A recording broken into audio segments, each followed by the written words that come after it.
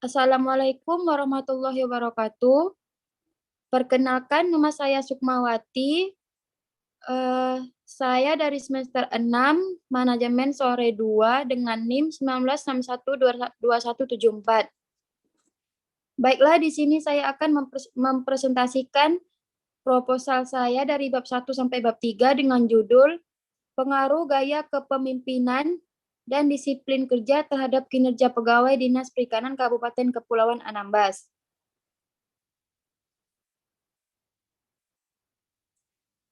Pendahuluan terdapat latar belakang, rumusan masalahnya, tujuan penelitian, kegunaan penelitian, dan sistematika penulis. Latar belakang dari masalah tersebut itu di era globalisasi saat ini, sumber daya manusia memiliki peran yang sangat penting dalam organisasi untuk mencapai keunggulan kompetitif dalam pengertian ini. Karena sumber daya manusia merupakan satu-satunya sumber daya yang memiliki akal, keterampilan, dan pengetahuan sumber daya manusia.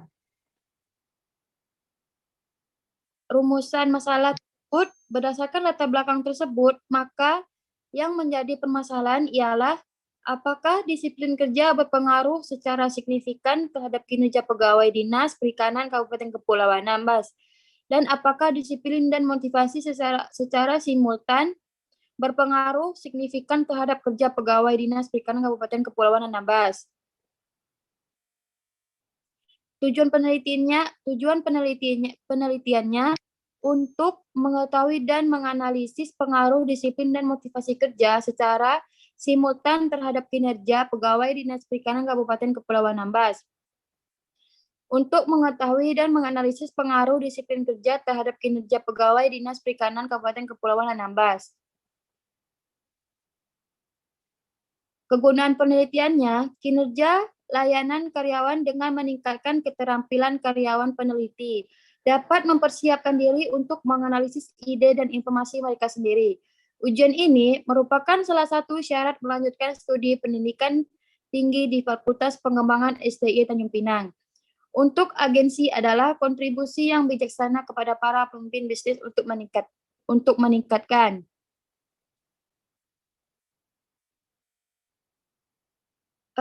Selanjutnya bab 2, tinjauan pustaka.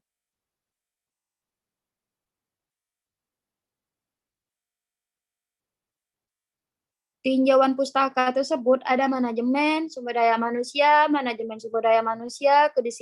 kedisiplinan, motivasi, kinerja, dan kerangka pemikiran.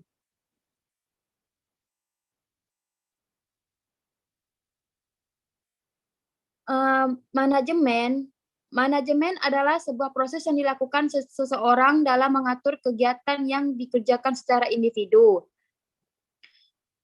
Manajemen ini memiliki pengertian yang sangat luas, sehingga dalam kenyataan tidak ada definisi yang digunakan secara konsisten oleh semua orang.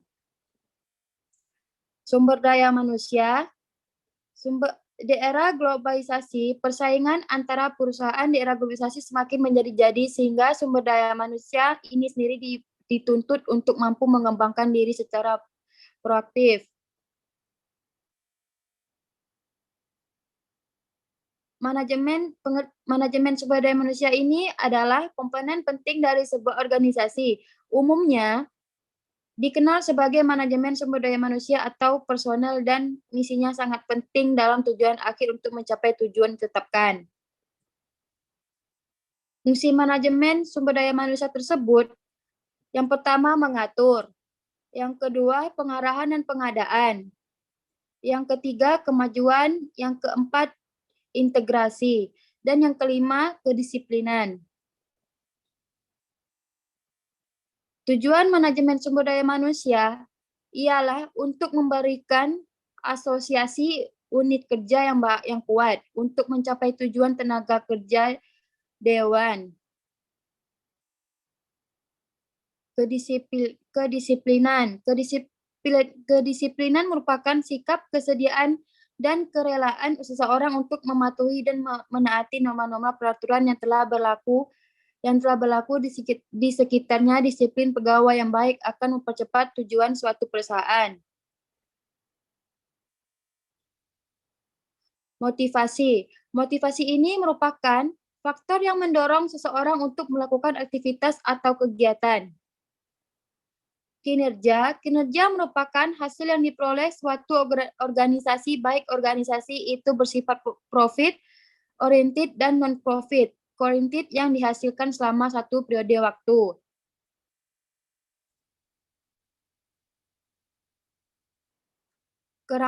Selanjutnya kerangka pemikiran. Dengan menciptakan suatu kedisiplinan yang baik.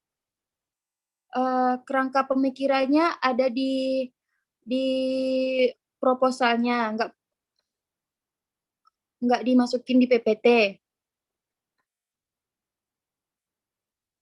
Selanjutnya bab 3, metode penelitian. Jenis penelitian ini menggunakan penelitian kuantitatif yang merupakan penelitian yang membantu untuk menganalisis pengaruh variabel dan variabel lainnya. Jenis data ini yang digunakan dalam penelitian ini yaitu data primer dan data sekunder. Data primer ini merupakan informasi yang didapatkan secara langsung dari responden di tempat atau daerah dieksplorasi sesuai dengan masalah yang akan direnungkan. Data sekunder ini yaitu data dari landasan yang telah disiapkan tambahan.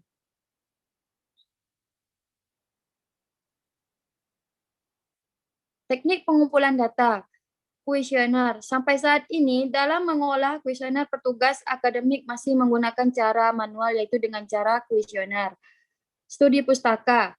Penelitian studi pustaka ini dilakukan oleh peneliti yang mengumpulkan literatur yang berkaitan dengan penulisan proposal untuk mendapatkan alasan dan teknik analisis untuk pemecahan masalahnya. Populasi dan sampel.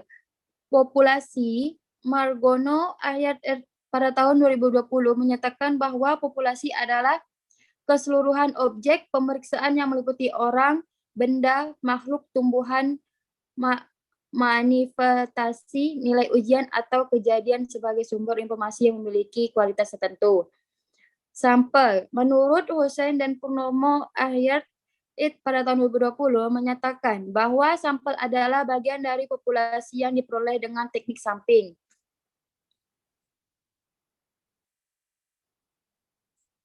Pengolahan data. Teknik perolehan data yang digunakan didasarkan pada variabel X dan Y yang menggunakan teknik pengolahan data.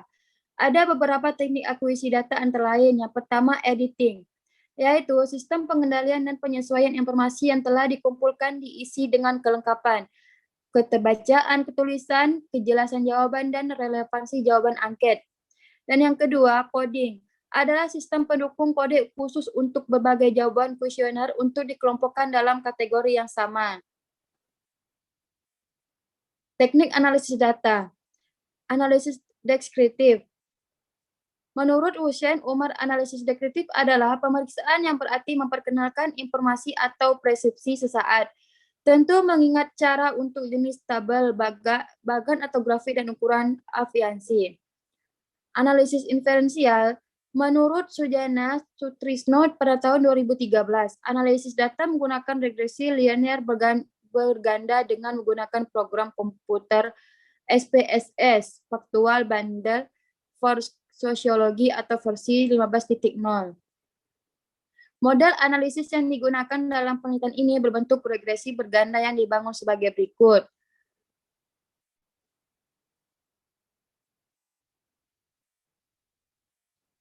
Uji kualitas data.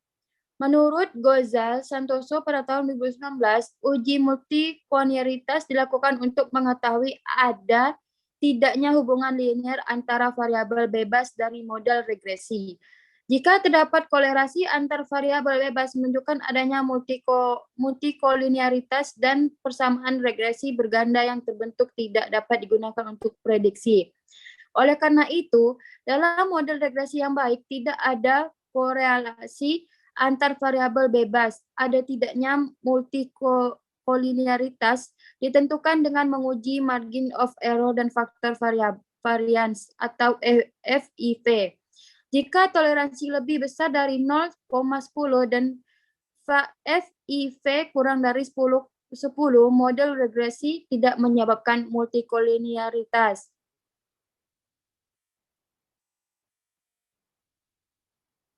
Uji hipotensi. Uji simultan uji F menunjukkan bahwa kualitas pelayanan dan harga berpengaruh signifikan terhadap kepuasan pelanggan secara simultan. Menurut Gozal Susanto pada tahun 2019, uji pada dasarnya menunjukkan pengaruh variabel independen untuk menjelaskan variabel dependen. Koefisien determinasi R pangkat 2. Nilai koefisien determinasi adalah 0 dan 1. Nilai yang terendah ialah variabel terikat memiliki kemampuan yang sangat terbatas untuk mempresentasikan perubahan. Goodness of fit yang lebih baik mendekati yang satu daripada R2 menunjukkan bahwa terdapatnya pengaruh secara signifikan antar variabel independen X dan variabel dependen Y. Sebaliknya, jika adjusted R kecil mendekati 0, pengaruh variabel bebas X terhadap variabel terkait Y kecil Susanto pada tahun 2019. Baiklah, itu saja yang dapat saya presentasikan. Terlebih terkurang saya mohon maaf. Saya akhiri dengan Assalamualaikum warahmatullahi wabarakatuh.